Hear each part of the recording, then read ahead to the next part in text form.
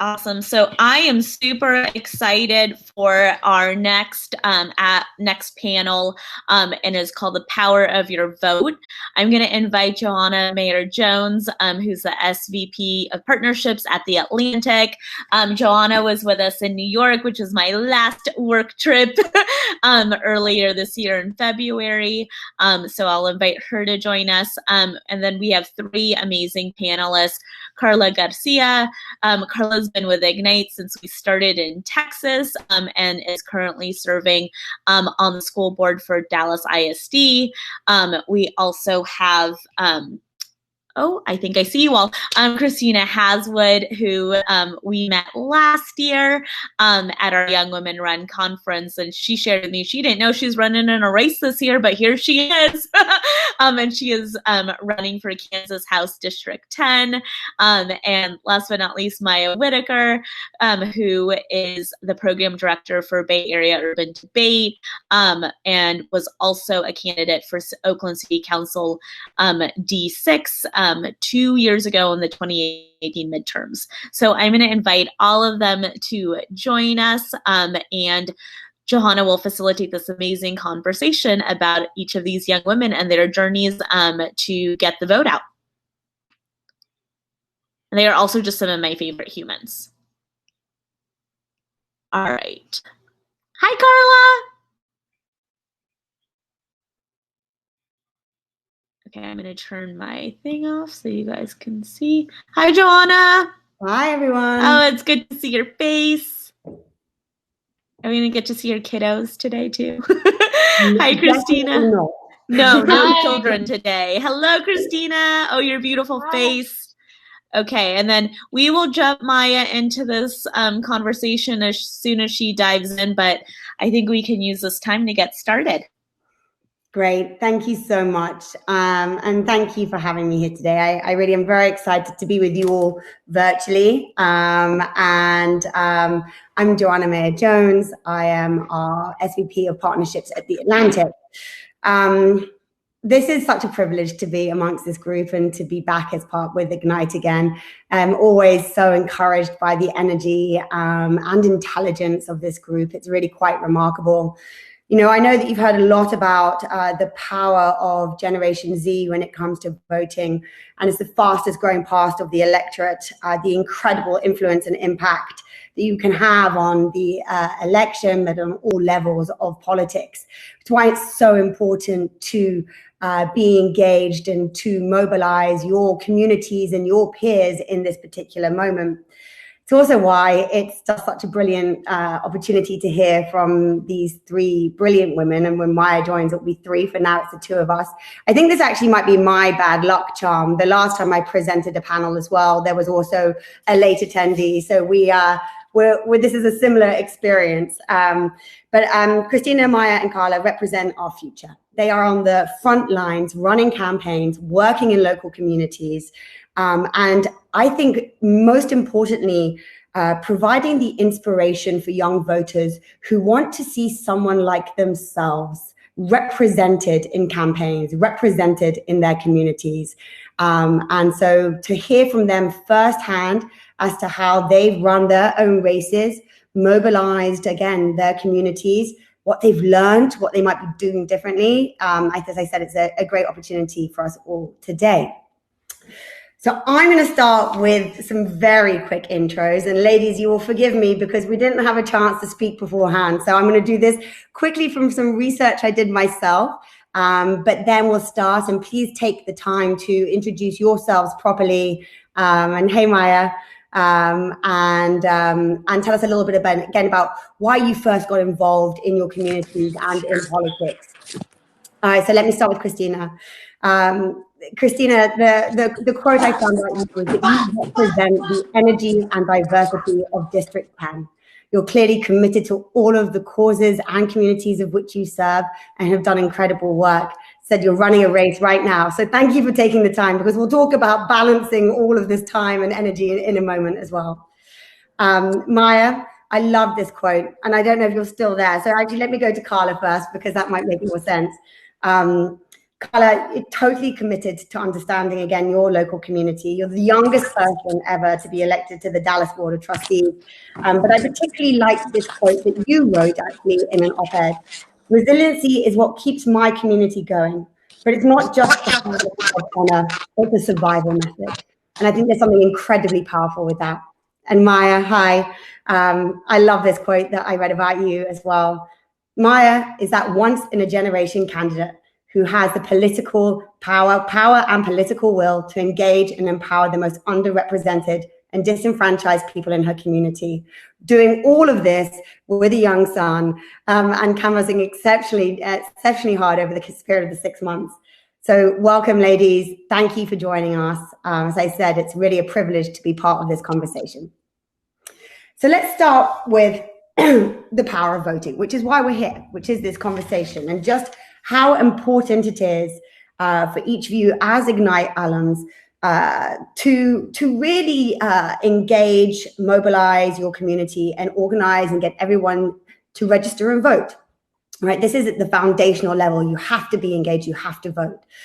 I want to start, Carla. Tell us a little bit, again, a better intro perhaps than the one I did, but tell us about the race and how you work in encouraging everyone to participate and be involved in the conversation. And I'm going to mute myself in between so that we don't get any backfeed. Sure, if you all can hear me. Perfect. My name is Cara Garcia. As mentioned, I currently serve as a trustee for the Dallas Independent School District. And why I decided to run is all because of our students and the inequities that still exist in the public school systems today. I was very fortunate to have found Ignite as a way of answering my own questions about my community and the things that I saw that other students like me did not have access to in Dallas ISD. So about a year ago, I won the election to the seat, and why voting is so important is because I come from a part of our city, Southeast Dallas, where we have such low voter engagement that seats like mine are decided by a few votes, or many of our community members are so directly impacted by them but don't understand the impact that our leadership can have on the things that affect them day to day. So the power of the vote in my campaign was all about getting to the people that we were told not to waste our time on, right? The people that were told, don't bother.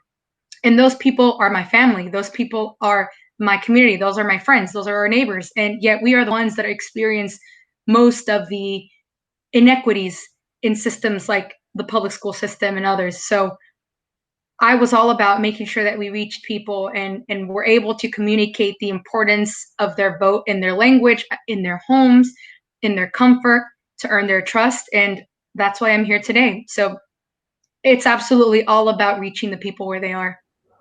And do you think that your, again, your knowledge, your family, the fact that you said your family, your friends, helped you understand the best way to engage with your community, that you knew that it had to be one-to-one, it had to be in their homes, it had to be in a language that they understood and related to, as well as actually in a language that they had as maybe their first language?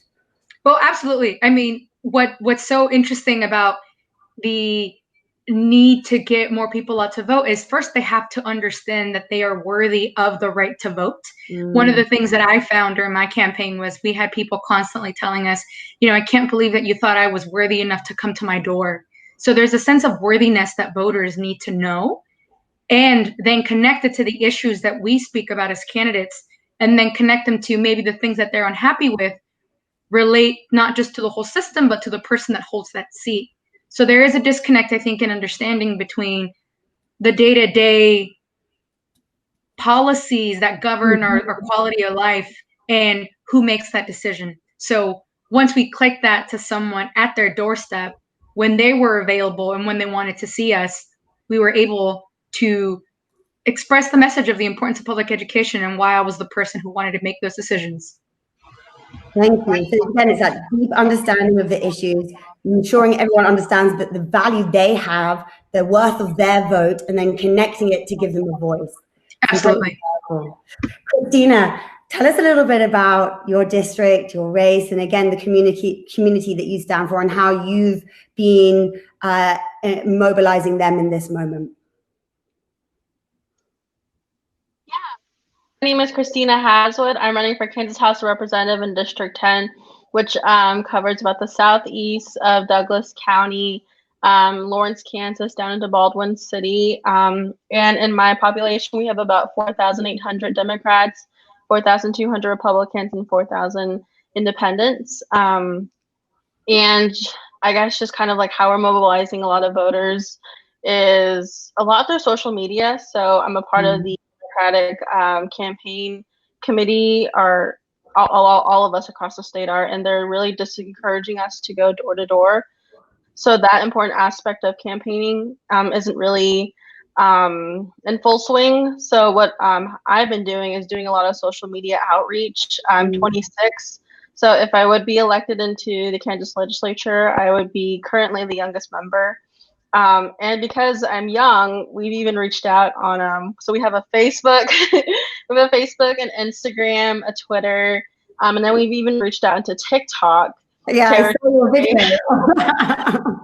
Yeah, and as Representative Brooks mentioned, fundraising is one of my biggest obstacles.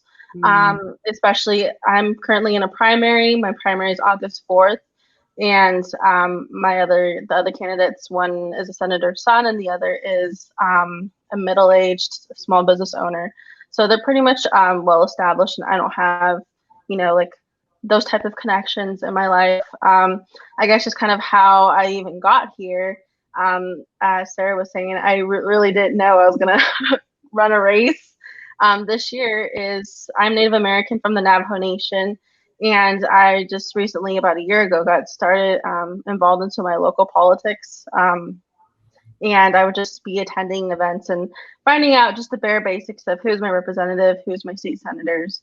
And then I just go to their coffee shops or coffee talks, and I realized that a lot of these local issues impact us at an everyday level, kind of how the federal government does have a big impact, but our everyday issues are at the state level and local level and county level. So I guess people just kind of notice me at these events. And because it's Kansas, diversity isn't really there. So a lot of the times I'd be the only person of color, the only Native American person, the only woman of color, the only Native American woman, and the youngest person, all, at these meetings. So I just kind of popped up there just to remind people and my representatives that, hey, I'm here, and it's not just the normal people who do have the privilege to take, that, 2 p.m. on a Tuesday meeting with them. So I got approached by the Kansas Democratic Native American Caucus chair, and she was like, aren't you in this district? I was like, yeah, I actually was born and raised here. So that is what I feel more qualified to be in this position that I am. And that's why I said yes. I've been through the K-12 system here. I grew up here. My family has been on social services such as WIC, Section 8 housing. I believe these very important programs aren't the people who represent us have been on these programs, but they make these very important decisions for us. And yeah, so I guess to answer your question, social media has pretty much been our way right now, but we will be putting a lot of our financial efforts, all efforts in July. It's so interesting. Firstly, what a meteoric rise in the space of a year, and it's so inspirational. To be just learning on the sort of grassroots level, and then to be able to take that on and run yourself. Again, for everybody that's on the conference today, it just shows you how much you can achieve and how quickly, when you're involved, and clearly have that connection back again. I asked you about the sort of what methods are you using at the moment, because I do think it's a conversation that we're all having, which is how can I continue to contribute on a face-to-face level in my communities in a time where obviously there are health risks and health precautions that need to be taken. So the use of social media is key. Is there anything else that you've learned, or any other, again, tactics that you're using at this particular moment, again, that reflect these unusual and unprecedented circumstances? So I will admit I don't have much campaign experience, and for that I actually hired a campaign manager he's 25 years old. So we do have this young, fresh perspective going into this campaign. So a lot of what we've been doing is a lot of phone calls, call time, I believe it's it's called in the campaign world. And a lot of Zoom meetings too for those people who feel like just a phone call won't do the interaction much. And then now restrictions are getting lifted just a little bit. So I'll go and do like a social distance coffee meeting or social distance pastry, grab some coffee and pastry at a local shop. And that's very important for me because I just graduated with my master's in public health. So I'm kind of the public expert. And I really need to, or that's pretty much really what my platform is, pushing these health and safety measures to the people. Excellent, thank you. And actually, someone, Maya, on our panel has had experience in running a campaign. When I was preparing for this campaign, I was speaking to Anna, and she said that you were so incredibly present and passionate, and this amazing effort and work that went into running your campaign. Maya, tell us a little bit about the office that you ran for, the process, what you learned, and what you're working on at the moment. Running for a process that I learned. I can always remind you of the questions. I throw them at you fast, but we can regroup. So my background is I'm a policy debater. So if y'all see me taking notes, that's just part of the game of like making sure you catching stuff and can respond.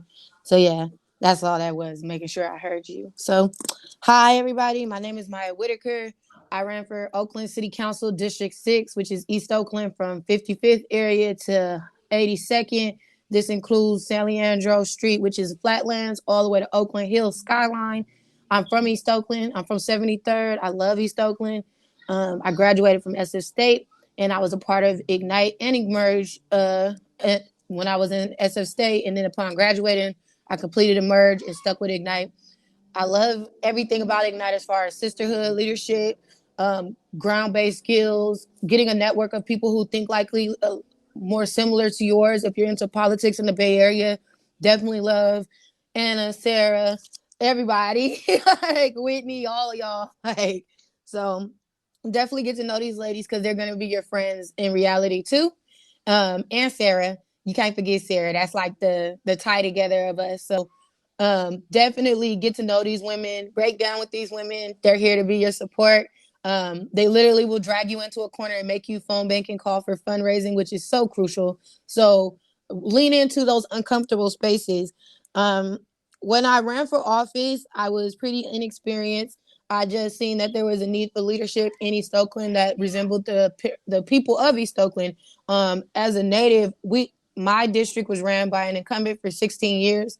So it was super important for somebody from the community to challenge her and just show that we don't have to accept stuff just because it is the way it is. And at that point, the city council member was also involved in a lot of turmoil in the press. So it was like, making sure that we're communicating to the people of the land, like, you guys are her manager. And if she's not doing her job, we need to fire her, like, period. This is how this works, and making sure that you're breaking this down to a language to the community you plan to serve. So no, I wasn't always politically correct. You can look at my IG and see that, like, no, but I wasn't talking to everybody. I was talking to the people who I was running for. So know your audience, know who you're talking to. Know you're not going to win over that person who's already made up their mind. They don't vote for Democrats. They don't vote for Black people. They don't vote. Like, so why am I over here? Why? I'm not saying they're important. Their voice isn't important, but I'm saying that's slowing your momentum down. That's breaking your ego down. That's slowing you up for somebody that never had the courage to do what you're doing. You're at their door. So just, stick to your guns of what you know and who you need to get in contact with. How can you turn them into mobilized voters? How can you make them feel empowered?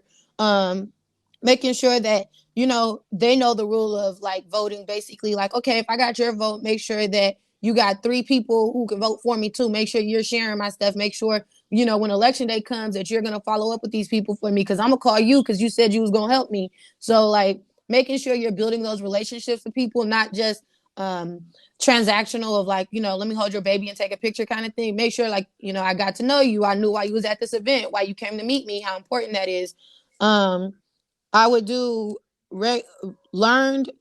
What I also learned was it's important to participate in all forums. You never know who's the audience that's going to see you. And you never know who was just looking for an open candidate that, they just came to just hear somebody and you won them over. So again, stick to your audience of people who are receptive, who want to see change, and those who are just unaware. Those are bigger than those that already vote. What I currently do, I'm the program director for the nonprofit, the Bay Area Urban Debate League. So I teach youth in the Bay Area policy debate and public forum debate. I love what I do because I get to work with kids in my backyard and teach them the power of their voices, especially at a critical time right now with the Black Lives Matter movement and George Floyd really taking off momentum. I think it's important that we don't lose sight of, like, we could tear all this up, but it's really policies that enable the behavior of police. I served on Oakland Police Review Board before it became Measure LL. I've actually sat there for them hours that it takes to be on them commissions. You're going to be there till 1 a.m. It's free, and you need to sit there, and your voice is important. You guys got to get on those commissions. You got to apply for it, because the people who hold those positions are the people who have time for it. So make time for it. There's no way around that. Yeah. I sat on those commissions, though. I've seen officers get away with stuff. We've seen when we tried to hold them accountable, and there's no way around. If your job allows for you to beat up people, you would probably beat up people. And if those people were disenfranchised, even better of an audience. So I just want y'all to think about that. Right. It's so inspirational to hear you speak. It really is. I've got 2 follow-up questions for you. Okay, first one, can you guys hear me okay? Yeah.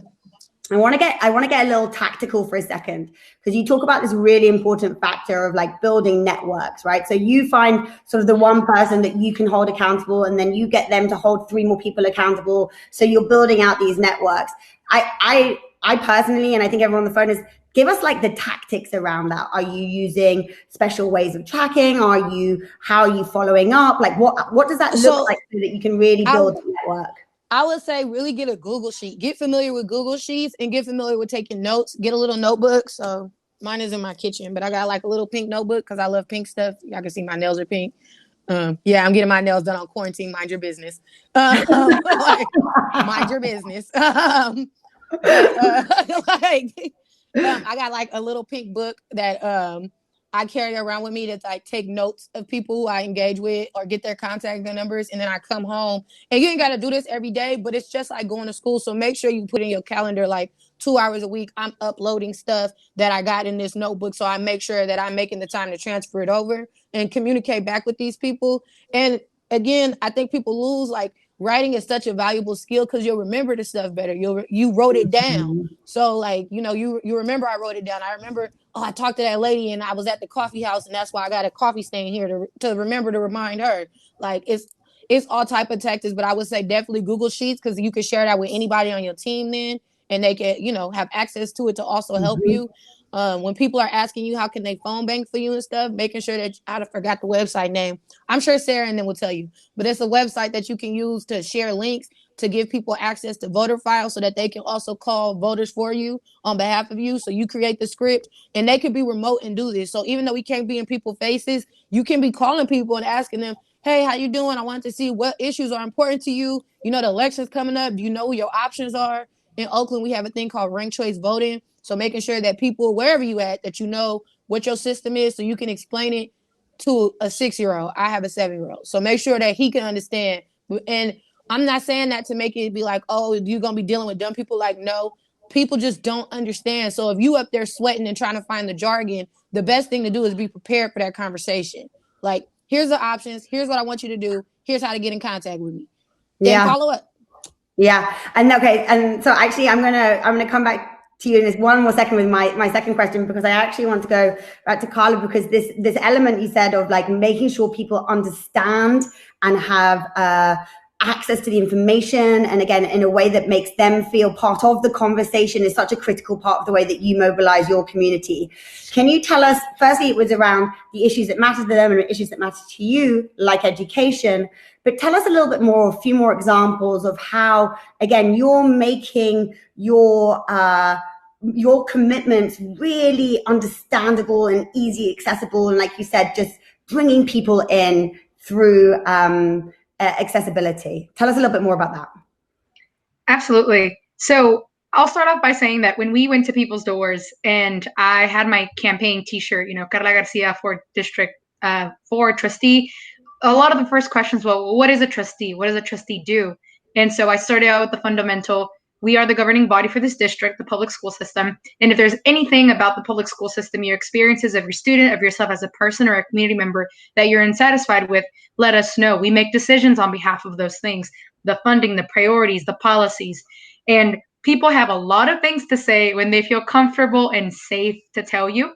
They may not do it in a survey when they don't have time after school or during school, or they're not open-ended questions, just a simple 1 to 10 scale. So that's the benefit of being in front of people, talking to them in person. We got the honest feedback, and then I was able to connect and say, well, if you want to see more social workers on campus, that could be a budget item. That would be an advocate for more budgeting for this particular issue or this particular department. I heard especially from our parents of our special needs students that they wanted to see greater resources, and I was able to connect again that as a candidate, I agree with the sentiment that we need to invest more for our special needs students. So those were just quick little examples of connecting things from education to the budget. I mean, a lot of this stuff comes down to the budget. Budget is voted on by the trustees.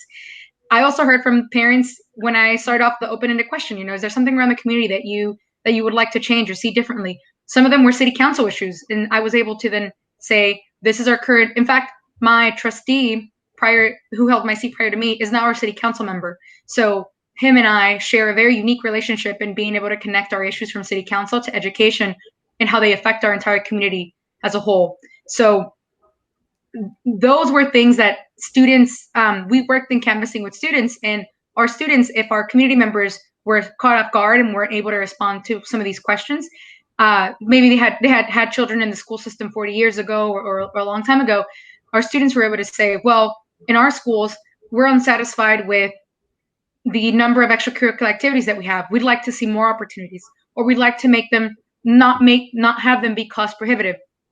And they would share how I, as a candidate, would want to address the things that our very high school student canvassers wanted to see change in their school system, even if our community members didn't have students themselves in the system.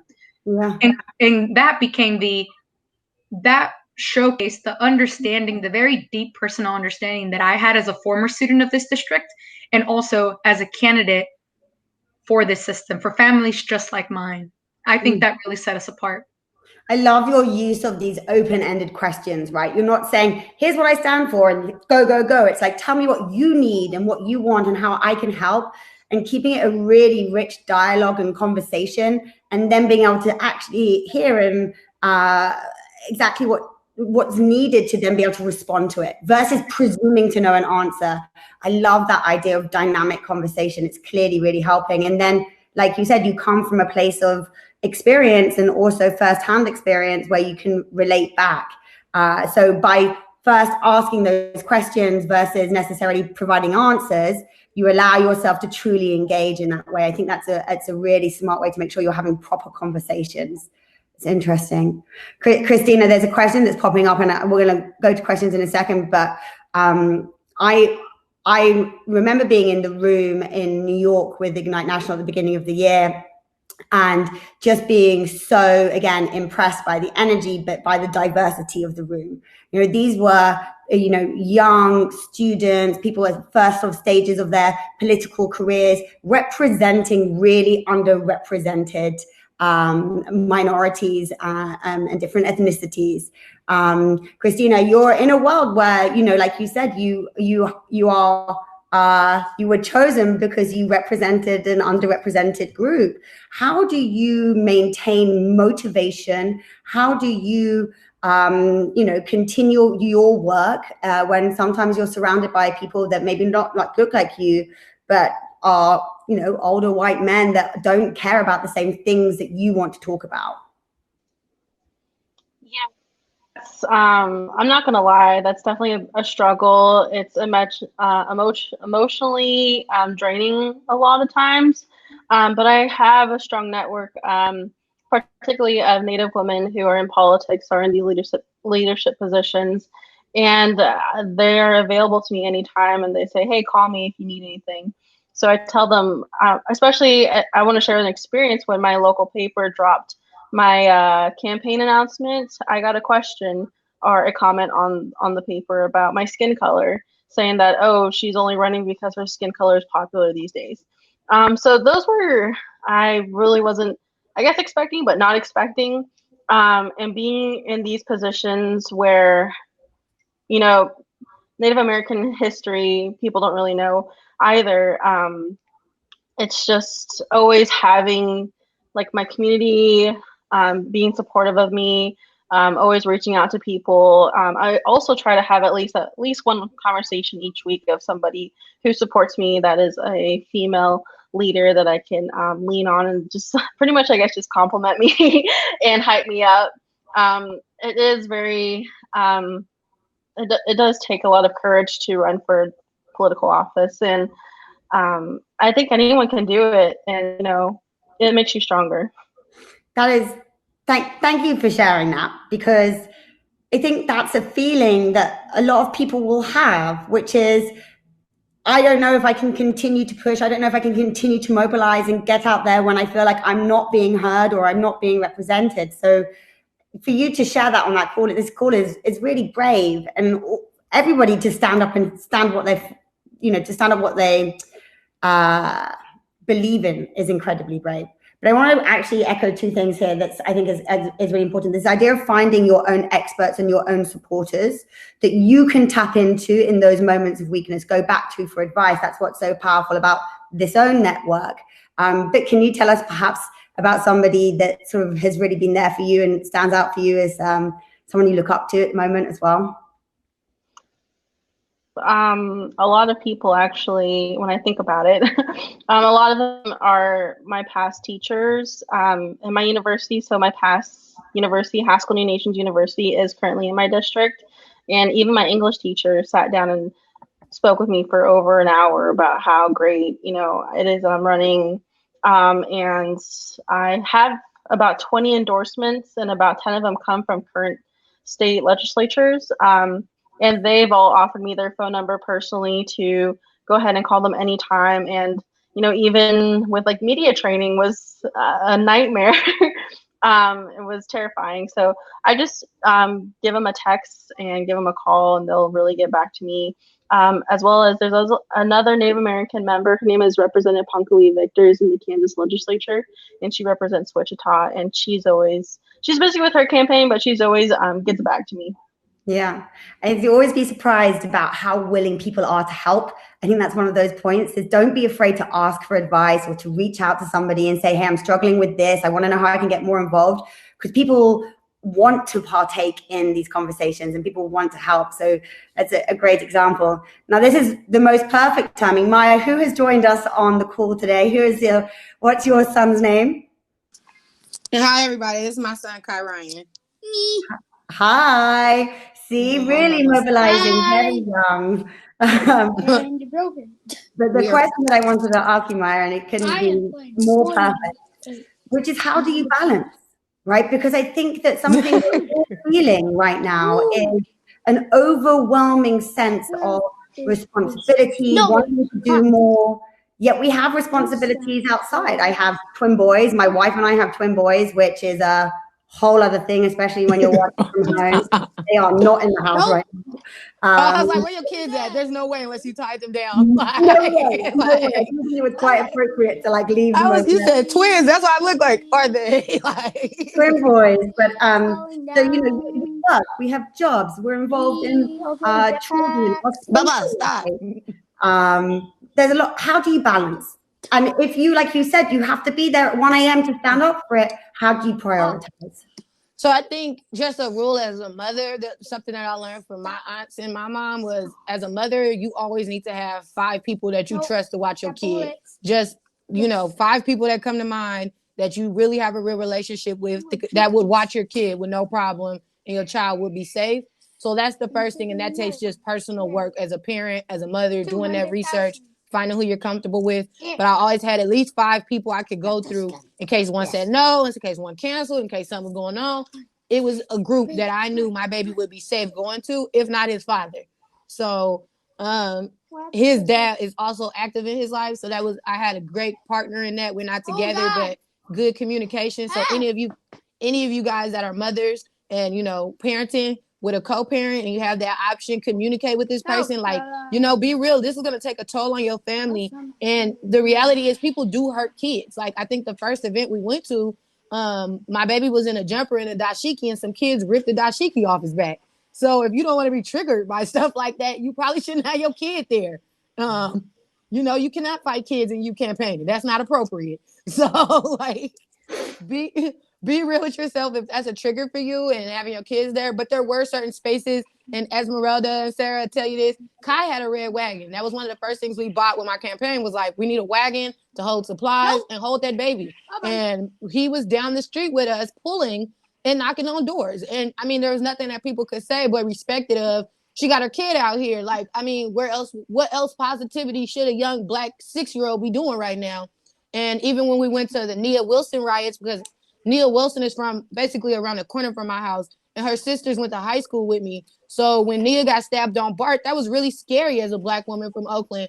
But taking my son to those protests, even before they got escalated, but making sure he sees how we protest, why is it important to be here, how we control a crowd, why is it important to get out information and don't be intimidated. I think that's important. So, you know, but that just comes with you trying to be a parent and a politician. And sometimes those worlds just don't allow to mix. Like, they just don't. There's plenty of times I was asked, why wasn't I married? There's plenty of times I asked, why you got your baby with you? And again, that goes back to, you have to be confident in yourself that, you know, nobody will deter your dream. You knew you had a baby when you signed up for this. That wasn't a surprise. So, like, you have to live in your truth and balance it the best way you can, but make sure you make space for your kids. One thing I have done since not running right now is spend a lot of time with my son and nurturing his personality and what does he like to do, because campaigning, again, and we're mothers, we should just be frank about this. It's really an exchange. You're really going to have to exchange. That's the hard truth about it. Men don't really have to make that conversation, let alone decision. But as a mother, I cook dinner. I'm the one to put you to bed. I read to you. I do the homework. So how dare I swap out that time for being arguing at somebody's door?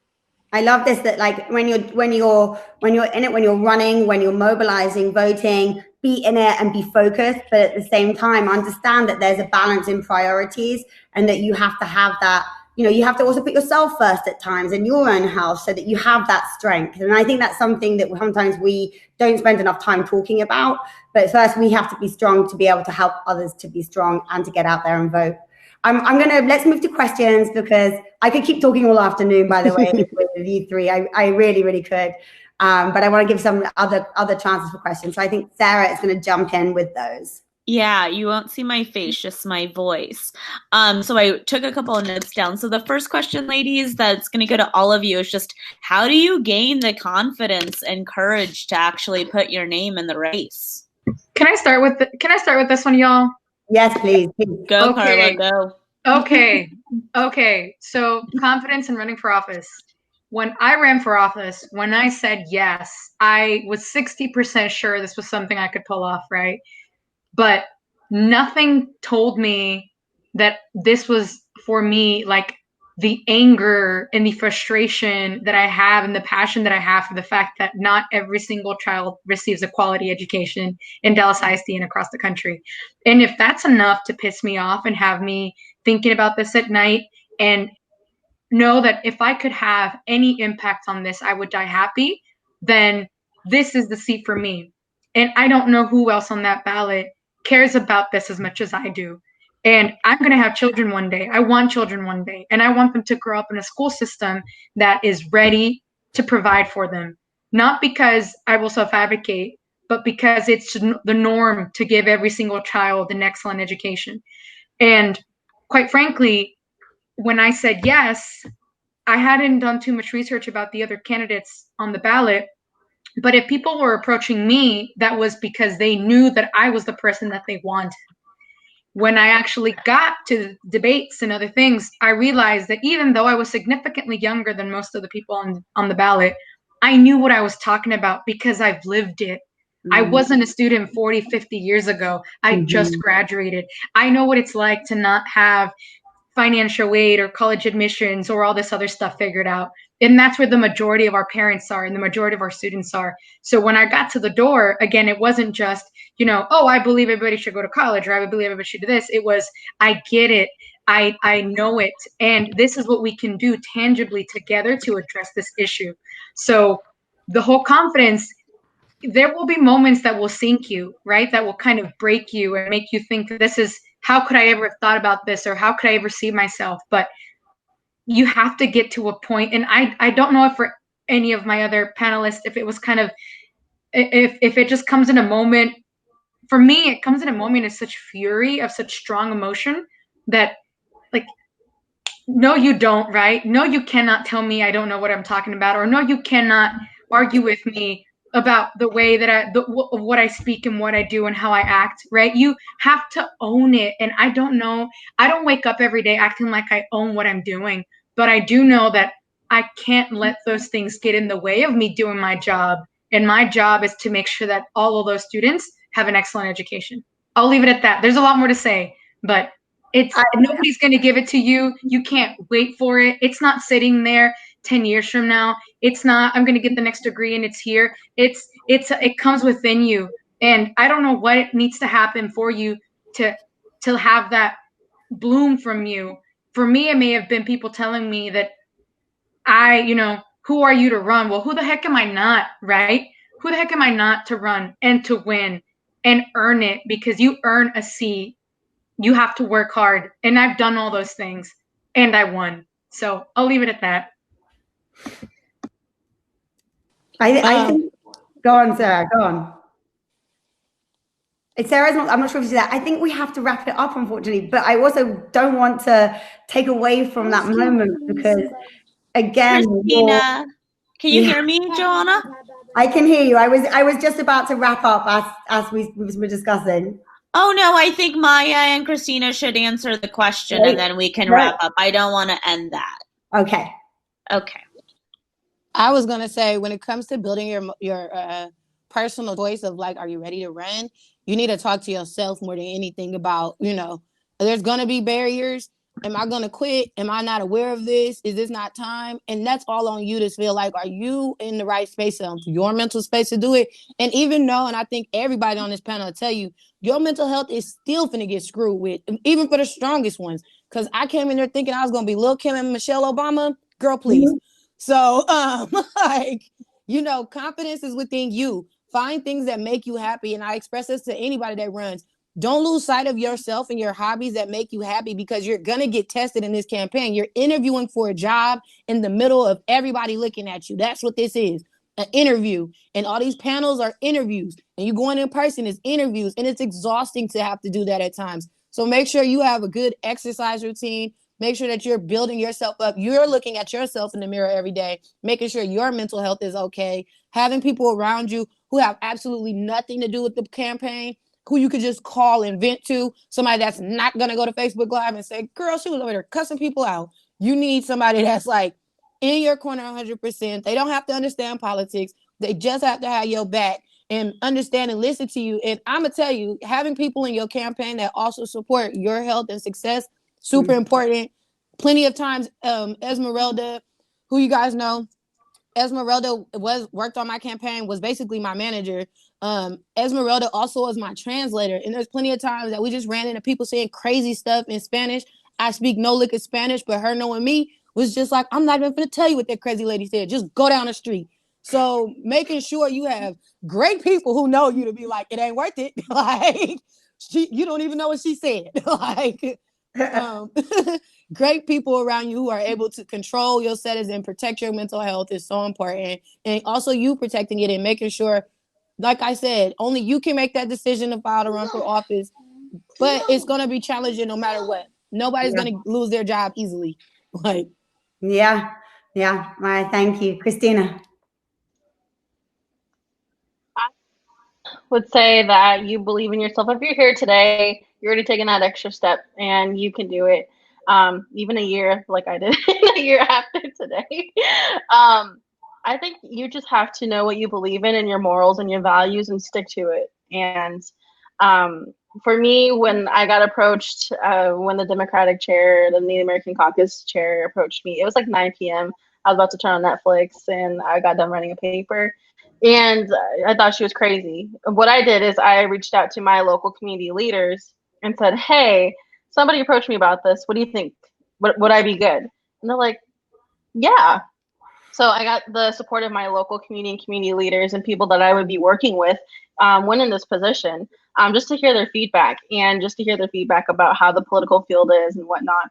And that built my confidence as well. Another one is definitely taking care of yourself, making sure you're mentally prepared to come into this. For me, being Native American, me and my family, we pray every week. And you know, if you're of a religious, I think just keeping that connection spiritually as well is very important, as well as going to the gym. I know with quarantine I've like gained like 20 pounds, but you know, getting back into taking care of yourself too is one of the biggest importance of it. And just, I guess, confidence. You know, you just got to believe in yourself and you can do it. And we need more people, you know, like us getting into these office positions. And I think one of the biggest drivers for me is I'm angry at what's happening at the state level, and I can't bear to sit, you know, on Facebook ranting about it. I need to do something, need to do action now. And that's why I'm running. Christina, if we were all in your state, we would no doubt be voting for you. It's incredibly powerful words as well. So I'm gonna wrap very quickly, and I'm just gonna say, I'm gonna quote back to you what we just heard. The power is in all of you.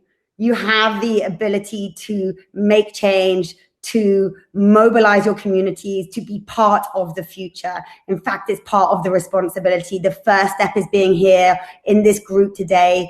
You can work your networks. Make sure you have the support. Make sure you're holding them accountable, because at the end of this day, you can't do it alone. Be brave and be strong, and know that actually there are moments where it's going to be super tough.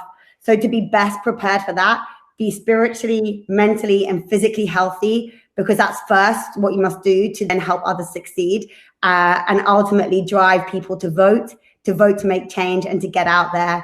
This is beyond inspiring. The three of you are incredible. I've had chills pretty much the whole time. I'm serious. I hope we get to meet in person one day. And I really thank you all for sharing your ideas and your lessons with us. It's, as I said, incredibly inspiring.